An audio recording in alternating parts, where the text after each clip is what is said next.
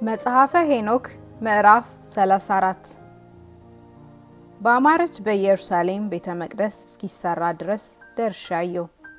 የእስራኤልም ጌታ በሱ በረድኤት አደረበት።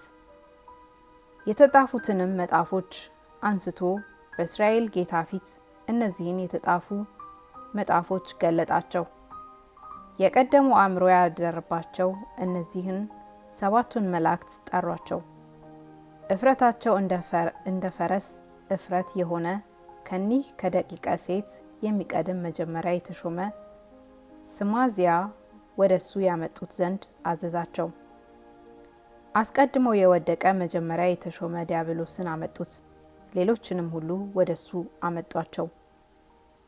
ባለአእምሮ የሆኑ ከሰባቱ ሊቃነ መላእክት አንድ የሚሆን በሱ ፊት የነገስታቱን ግፍ የሚጽፍ ቅዱስ ሚካኤልን እስራኤል ጠብቁ ብሎ የሰጠዋቸውን ተቀብለው ካዘዟቸው ወጥተው ብዙዎችን ያጠፉ እነዚህን ሰባውን ነገስታት ወስደህ አግዛቸው አለው።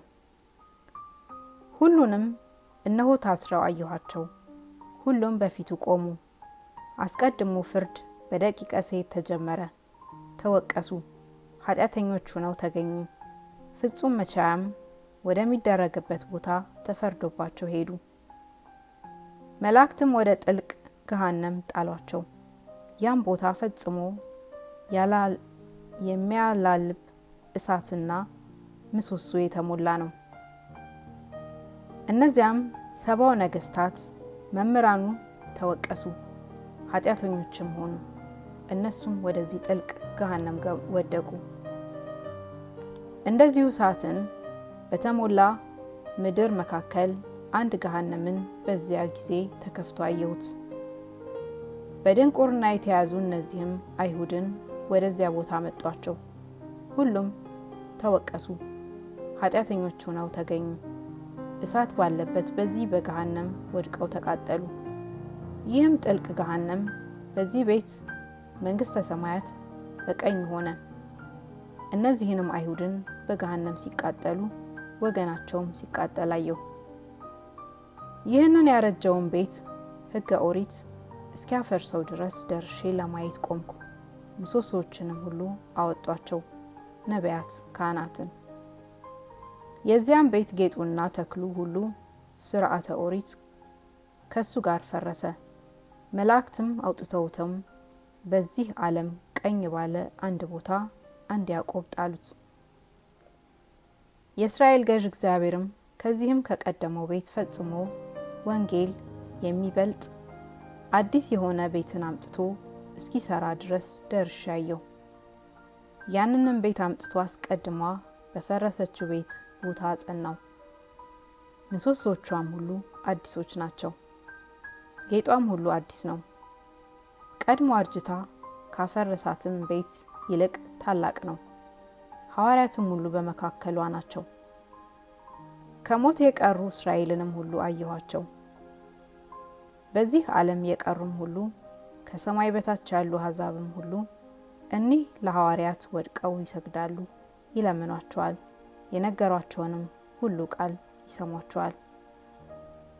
ከዚህም በኋላ ነጭ ልብስ የለበሱ አስቀድመውም ወደ ሰማይ ያወጡኝ እነዚህ ሶስቱ መላእክት እጄን ያዙኝ።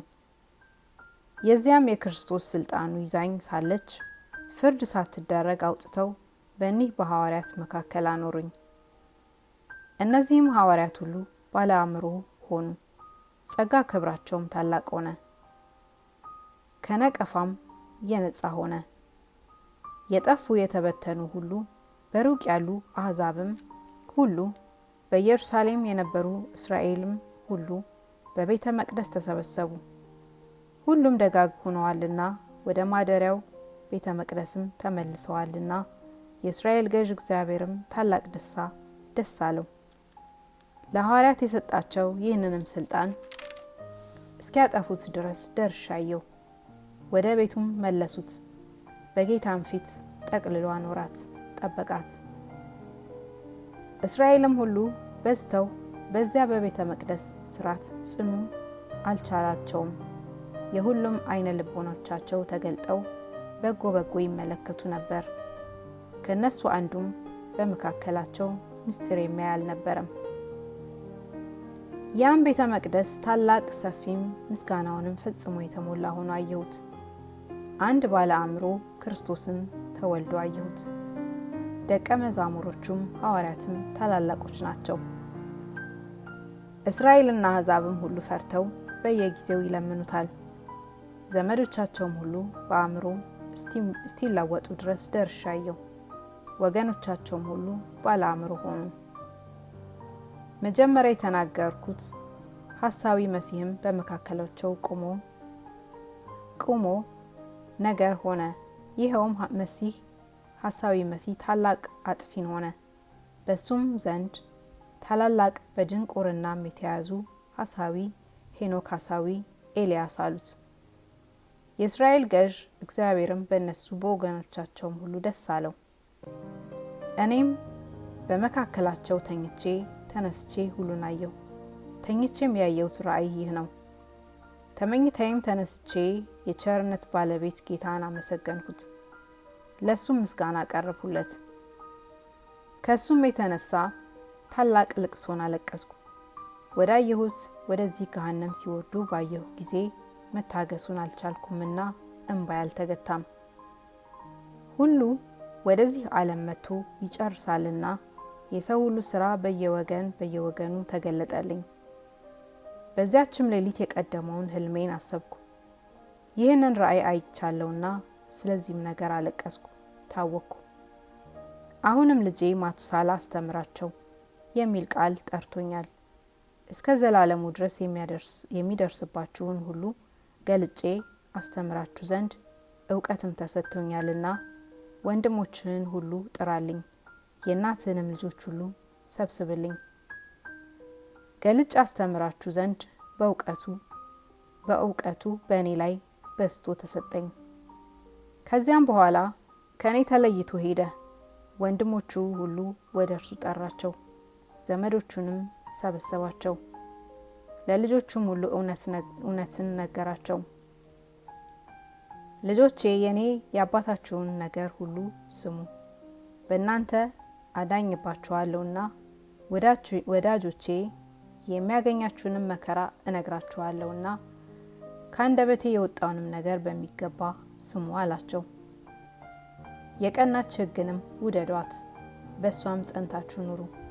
ሁለት ልብም ሆናችሁ ወደ ቀናች ሕግ አትቅረቡ። ልጆቼ በእውነት ስራ ጸንታችሁ ኑሩ እንጂ ሁለት ልብ ሆነው ከሚኖሩ ሰዎች ጋር አንድ አትሁኑ። ያችም ወደ በጎ ስራዎች ትመራችኋለች። በዚህ ዓለም የግፍ አካል እንዲጸና አውቃለሁና በጎ ስራ ከፈጣሪያችሁ ጋር አንድ ያደርጋችኋል። በዚህም ዓለም ጽኑ መቅሰፍት ይጨረሳል።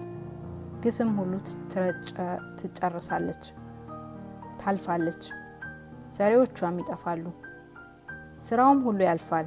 ዳግመኛም ጥቅመ ሰናጾር ግፍ ሁሉ ተሰርታ በዚህ ዓለም ትጨርሳለች። የግፍ ስራና የበደል ስራ ሁሉ ትጀምራለች። በደልም ሁለት እጥፍ ሆና ትሰራለች። ኃጢአትና ሐሰት፣ በደልና ስድብ፣ ክፉም ስራ ሁሉ እየበዛ ወንጀልና በደልም እየበዛ ጣዖትም እየተመለከ ጽኑ መቅሰፍት ከሰማይ ወርዶ በእነዚህ ሁሉ ላይ ይደረጋል።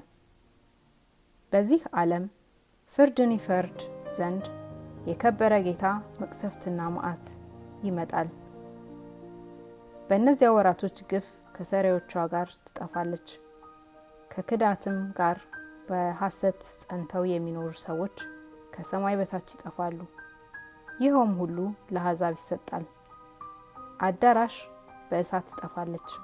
ሰዶም ገሞራ ከዚህም ከዓለሙ ሁሉ ያወጧቸዋል። በተፈረደባቸው በእሳት ይጠፋሉ። በቁጣ ዘለዓለም ጸንቶ ለሚኖር ለጽኑም ፍርድ ይጠፋሉ። ደግ ሰው አብርሃም ከነዋይም ሀኬት ይለያል። ኢታ ምልክ ይሰራል፣ ይሰጣቸዋል። ከዚያም ቀጥሎ የበደል ስራዎች ሁሉ ይጠፋሉ። የከነዓንም ሰዎች በኢያሱ